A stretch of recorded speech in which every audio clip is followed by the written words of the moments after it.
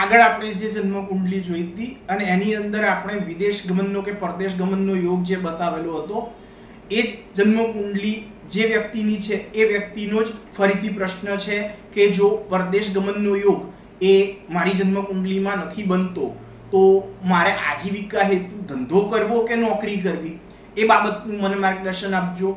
તો એ વ્યક્તિની માંગણી અને લાગણી બંને વસ્તુને માન આપી અને આજે એ બાબતના પ્રશ્નનો જવાબ આપવાનો હું પ્રયત્ન કરું છું. ધંધો કરવો કે નોકરી એ બાબતનો પ્રશ્નનો જવાબ જો જાણવો હોય તો એના માટે આ મુજબના યોગો જોવાના જરૂરી બને છે. એક એક કરી અને એ બાબત આપણે આજે જોઈએ. સર્વપ્રથમ વ્યક્તિ જાતકમાં કેટલી ક્ષમતા છે એ બાબત જાણવી જરૂરી બને છે અને એના માટે જન્મ કુંડલીમાં પહેલો ભાવ એ જોવાય છે. અર્થાત જન્મ કુંડલીમાં જ્યાં લ અથવા 11 એવું લખ્યું છે એ ભાવને અહીંયા જોવાનો છે. આ ભાવમાં અર્થાત જ્યાં લ લખ્યો છે અથવા 11 લખ્યું છે ત્યાં 3 ગ્રહો છે, મંગળ, ગુરુ અને કેતુ. એમાં સર્વપ્રથમ મંગળની સ્થિતિને જો જોઈએ તો આ મંગળ એ પોતે આ ભાવમાં રહી અને ઉચ્ચનો સ્વગૃહી કે મૂળ ત્રિકોણી એવો થતો નથી, પણ એ પોતાના શત્રુગ્રહ શનિની રાશિ 11 અર્થાત કુંભ રાશિ જે છે એમાં રહેલો છે. અને આ બાબતને જો સમજવી હોય તો આ ગ્રહ મૈત્રી ચક્ર જે છે એને જો જોઈએ તો એમાં આ શનિ અને મંગળ એ એકબીજાના શત્રુ છે એવું દર્શાવે છે. અને એટલે જ ત્યાં રહી અને આ મંગળ જે છે એ પોતે ખરાબ ફળદાયક બને છે. હવે આ ભાવમાં રહેલ ગ્રહ ગુરુની સ્થિતિને જો જોઈએ તો આ ગુરુ એ આ પહેલા ભાવમાં અર્થાત જ્યાં લ અથવા 11 લખ્યું છે ત્યાં રહી અને પોતે બળવાન અર્થાત ઉચ્ચનો સ્વગૃહી યા મૂળ ત્રિકોણી એવો બનતો નથી, પણ એ પોતે પણ પોતાના શત્રુગ્રહ શનિની રાશિ 11 અર્થાત કુંભ રાશિ જે છે એમાં રહેલો છે. આ બાબતને જો સારી રીતે સમજવી હોય તો એના માટે પણ આ ગ્રહ મૈત્રી ચક્ર જે છે એને જો જોઈએ તો આ ગુરુ અને શનિ એ પણ એકબીજાના શત્રુ છે એવું દર્શાવે છે. અને એટલે જ ત્યાં રહી અને આ ગુરુ એ પોતે ખરાબ ફળદાયક બને છે. અહીંયા પારાશર હોરાશાસ્ત્રનું વર્ણન જે છે એ જો જોઈએ તો પારાશર હોરાશાસ્ત્રના વર્ણન મુજબ જીવો કાર્યભાવ નાશાય અર્થાત એ જે ભાવમાં બેસે એ ભાવનું ફળ બગાડે. આ ન્યાય મુજબ આ ભાવ જે છે એ નિર્બળ બને છે. હવે આ ભાવમાં રહેલ અન્ય ગ્રહ કેતુની સ્થિતિને જો જોઈએ તો આ ભાવમાં રહી અને આ કેતુ જે છે એ પોતે બળવાન અર્થાત ઉચ્ચનો સ્વગૃહી યા તો મૂળ ત્રિકોણી એવો થતો નથી, પણ એ પોતે પોતાના શત્રુગ્રહ શનિની રાશિ 11 અર્થાત કુંભ રાશિ જે છે એમાં રહેલો છે. આ બાબતને પણ જો સારી રીતે સમજવી હોય તો એના માટે પણ આ ગ્રહ મૈત્રી ચક્ર જે છે એને જો જોઈએ તો એમાં કેતુ અને શનિ એ એકબીજાના શત્રુ છે એવું દર્શાવે છે. તથા આ ભાવ જે છે પ્રથમ ભાવ એના પર રાહુની દ્રષ્ટિ છે અને આ રાહુ જે છે એ પોતે નૈસર્ગિક રીતે વક્રી છે. ત્યાં વક્રી લખ્યું હોય કે ના લખ્યું હોય પણ રાહુ જે છે એ હંમેશા નૈસર્ગિક રીતે વક્રી જ હોય છે. આમ સમગ્ર ગ્રહ સ્થિતિને જો જોઈએ તો આ પ્રથમ ભાવ જે છે અર્થાત જ્યાં લ લખ્યો છે એ ભાવ એ નિર્બળ બને છે. તથા પારાશર હોરાશાસ્ત્રનું વર્ણન જો જોઈએ તો એ વર્ણન મુજબ પ્રથમ ભાવ અથવા લગ્ન ભાવ એ જો નિર્બળ હોય તો વ્યક્તિ પોતે ક્ષમતા વગરનો યા દરેક બાબતમાં નિર્બળ પુરવાર થવા વાળો હોય છે આવું લખેલું છે. ત્યારબાદ ધંધાની બાબતમાં આવડત અને હોશિયારી જે છે એ મુખ્ય બાબત છે અને એટલે જ એ બાબત વિશે જો જોવું હોય તો એ બાબત જોવા હેતુ ત્રીજા ભાવને જોવો જોઈએ આવું વર્ણન કરેલું છે. તો ત્રીજા ભાવને જો જોઈએ તો એમાં એક અર્થાત મેષ રાશિ આવે છે. આ ભાવમાં કોઈ ગ્રહ નથી, પહેલું તો કે કોઈ પણ પ્રકારનો ગ્રહ યોગ બનતો નથી, એટલે આ ભાવમાં આવતી રાશિ જે છે એક અર્થાત મેષ રાશિ, એના સ્વામી ગ્રહ મંગળની સ્થિતિને જો જોઈએ તો આ મંગળ એ પહેલા ભાવમાં અર્થાત જ્યાં લ લખ્યું છે ત્યાં રહી અને પોતે બળવાન અર્થાત સ્વગૃહી અથવા ઉચ્ચનો કે મૂળ ત્રિકોણી એવો બનતો નથી, તથા આ ભાવ ઉપર દ્રષ્ટિ કરતા ગ્રહો એના વિશે જો જોઈએ તો અનુક્રમે ચંદ્ર, બુધ અને રાહુ એ 3 ગ્રહોની દ્રષ્ટિ છે અને એના વિશે જો જોઈએ તો આમાંથી કોઈ પણ ગ્રહ એ બળવાન અર્થાત ઉચ્ચનો સ્વગૃહી કે મૂળ ત્રિકોણી એવો બનતો નથી. આમ આ ત્રીજો ભાવ જે છે એ પોતે નિર્બળ બને છે. જે આ વ્યક્તિ જે છે એ આવડત યા તો હોશિયારી એના વગરનો છે અને સર્વ બાબતમાં નિષ્ફળતા ભોગવનારો કે રેઢિયાળ યા તો લબાડ જેવો છે એવો સાબિત થનારો છે, આવું સ્પષ્ટ બતાવે છે.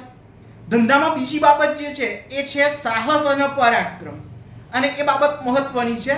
આ બાબત જોવા માટે 5મો ભાવ જોવાય. ત્યાં જો જોઈએ તો ત્યાં 3 અર્થાત મિથુન રાશિ આવે છે અને ત્યાં કોઈ ગ્રહ નથી. એટલે આ ભાવમાં આવતી રાશિ જે છે 3 અર્થાત મિથુન રાશિ, એના સ્વામી ગ્રહ બુધની સ્થિતિને જોવી પડે અને એ સ્થિતિને જો જોઈએ તો એ પોતાની અસ્તની રાશિ 9 અર્થાત ધન રાશિમાં છે. આ બુધ જે છે એ પોતે 9 અર્થાત ધન રાશિમાં છે, પોતાની અસ્તની રાશિમાં, અને એના ઉપર ચંદ્ર, શનિ અને રાહુ એમ 3 ગ્રહોની દ્રષ્ટિ છે. પણ એમાંથી કોઈ પણ ગ્રહ જે છે એ પોતે બળવાન અર્થાત ઉચ્ચનો સ્વગૃહી યા તો મૂળ ત્રિકોણી એવો થતો નથી. આ રીતે આ 5મો ભાવ જે છે એ પણ પોતે નિર્બળ બને છે. જે કરેલા સાહસ કે પરાક્રમ એવા કર્મોમાં આ જાતકને ધડમૂળથી નિષ્ફળતા અપાવે એવું બતાવે છે. ત્યારબાદ ધંધામાં ગ્રાહક વર્ગ પ્રાપ્ત થવો એ અતિ મહત્વની બાબત છે. કેમ કે ધંધો ગમે તે બાબતનો કે વસ્તુનો કરીએ પણ ગ્રાહક જ જો ના આવે તો બધું વ્યર્થ છે. અને ગ્રાહક વર્ગ વિશે જો જોવું હોય તો જન્મકુંડલીમાં 7મો ભાવ જોવો જોઈએ. તો આ જાતકની જન્મકુંડળી જે છે એમાં 7મા ભાવને જો જોઈએ અર્થાત જ્યાં 5 લખ્યું છે ત્યાં જો જોઈએ તો ત્યાં રાહુ છે. એ પોતાના શત્રુ ગ્રહ સૂર્યની રાશિ જે છે 5 અર્થાત સિંહ રાશિ એમાં રહેલો છે. આ બાબતને જો સમજવી હોય સારી રીતે તો આ બાબતને સારી રીતે સમજવા હેતુ આ ગ્રહ મૈત્રી ચક્ર જે છે એમાં જો જોઈએ તો આ સૂર્ય અને રાહુ એકબીજાના શત્રુ છે એવું દર્શાવે છે. વળી આ રાહુ જે છે એ પોતે છેતરપિંડી સંબંધિત બાબતનો કારક ગ્રહ છે અને એટલે જ આ ગ્રહ સ્થિતિ અનુસાર છેતરામણો કે છેતરપિંડી કરનાર ગ્રાહક વર્ગ અથવા ઉધારીયું કરી અને નાસી જવા વાળો ગ્રાહક વર્ગ એ સામે ચાલી અને ઉધારીયું કરીને બધું લઈ જાય અથવા નાસી જાય અને સર્વ રીતે ડૂબાડે. સિદ્ધિ કે પ્રસિદ્ધિ મળવાના બદલે કે આ પ્રશસ્તિ મળવાના બદલે સર્વ રીતે અપયશ અને અપકીર્તિ એવી બાબત અપાવે એવો ગ્રાહક વર્ગ આ વ્યક્તિને અપાવે. સાથે જ ધંધો જો કરવો છે તો એની અંદર ભાગ્ય એ સૌથી મહત્વની બાબત છે.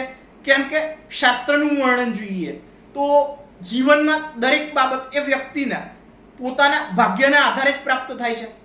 આ બાબતને જો સાચી માનીએ તો આ બાબતને સારી રીતે સમજવા હેતુ જન્મ કુંડળીમાં જોઈએ તો એમાં જ્યાં 7 લખ્યું છે એ 9મો ભાવ અથવા તો ભાગ્યસ્થાન છે અને ત્યાં કોઈ ગ્રહ નથી કે ગ્રહયોગ કે ગ્રહ સંજોગ બનતો નથી. આ ભાવમાં આવતી રાશિ 7 અર્થાત તુલા રાશિના સ્વામી ગ્રહ શુક્રની સ્થિતિને જો જોઈએ તો એમાં આ શુક્ર એ 12મા ભાવમાં પોતાના મિત્ર ગ્રહ શનિની રાશિ 10 અર્થાત મકર રાશિમાં છે. આ બાબતને જો સારી રીતે સમજવી હોય તો આ બાબતને સારી રીતે સમજવા હેતુ આ ગ્રહ મૈત્રી ચક્ર જે છે એમાં જો જોઈએ તો શુક્ર અને શનિ એકબીજાના મિત્ર છે એવું દર્શાવે છે. પણ સાથે સૂર્ય નામનો ગ્રહ છે જે આ શુક્ર અને શનિ એમ બંને ગ્રહનો શત્રુ ગ્રહ છે. આ બાબતને સારી રીતે સમજવા માટે પણ જો આ ગ્રહ મૈત્રી ચક્રને જોઈએ તો એમાં સૂર્ય અને શુક્ર તથા સૂર્ય અને શનિ એ એકબીજાના શત્રુ છે એવું દર્શાવે છે. વળી સાથે જ આ શુક્ર જે છે એ પોતે વક્રી અવસ્થામાં રહેલો છે એવું આ ગ્રહ સ્થિતિ દર્શક કોષ્ટકમાં દર્શાવેલું છે, એવું આપણે જોઈ શકીએ છીએ. આ રીતે આ બાબતને જો જોઈએ તો ભાગ્યસ્થાન જે છે એ નબળું અથવા નિર્બળ બને છે. સાથે ધંધા માટે લાભ થવો એ અતિ મહત્વની બાબત છે, કેમ કે આજીવિકા હેતુ જો ધંધો કર્યો યા વ્યવસાય કર્યો પણ જો એમાં લાભ ના થાય તો કરેલી બાબત જે છે એ સર્વ બાબત નિરર્થક છે. તો એના માટે 11મો ભાવ જો જોઈએ તો 11મા ભાવમાં નવ અર્થાત ધન રાશિ આવે છે તથા ત્યાં બુધ એ પોતાની અસ્તની રાશિમાં છે. આ બાબતને જો જોવી છે તો આ બાબતને જોવા હેતુ આ ગ્રહ સ્થિતિ દર્શક કોષ્ટક જે છે એને જોતા એમાં 9 અર્થાત ધન રાશિમાં રહી અને આ બુધ એ પોતાની અસ્તની સ્થિતિને ભોગવે છે એવું દર્શાવે છે. અને એટલે જ લાભ થવા જેવી બાબત જીવનમાં ઘટતી જણાય છે એવું દેખાય છે. જો ધંધામાં સારી એવી રકમનું રોકાણ કરી અને લાભ નાશ થવાનો હોય તો ધંધો કરવાનો કોઈ ફાયદો નથી. સાથે જ આ બુધ જે છે એ પોતે બુદ્ધિ ક્ષમતાનો કારક ગ્રહ છે. જે આગળ કહ્યું એમ પોતાની અસ્તની રાશિ 9 અર્થાત ધન રાશિમાં છે. આ કારણે આ જાતક જે છે વૈચારિક ક્ષમતા યા બુદ્ધિ વગરનો એવો જો દેખાતો હોય અથવા જણાતો હોય તો અને ધંધો કરી અને આજીવિકા યા રોજી રોટી જો સર્વ રીતે પ્રાપ્ત ના જ થવાની હોય, સરવાળો કરી અને શૂન્ય જવાબ જો આવવાનો હોય તો સમગ્ર ગ્રહ સ્થિતિને જોતા જીવન નિર્વાહ હેતુ આ જે જાતક છે એણે પોતે નોકરી કરવી જોઈએ, ધંધો કદાપી ના કરવો જોઈએ એવું હું હાથ જોડીને કહું છું. જો ધંધો કર્યો તો એની અંદર સર્વ રીતે નિષ્ફળતા યા નિર્બળતા પ્રાપ્ત થશે અને લાખના 12,000 થશે. આ બાબત હું સર્વ રીતે ગ્રહ સ્થિતિને જોઈ અને હાથ જોડીને કહું છું. તો મિત્રો, તમારે પણ જો આ જ રીતે તમારી જન્મ કુંડલીના આધારે કોઈ પણ મૂંઝવતા પ્રશ્નનો જવાબ જોઈતો હોય તો એના માટે તમે મારો સંપર્ક અવશ્યથી જ કરી શકો છો.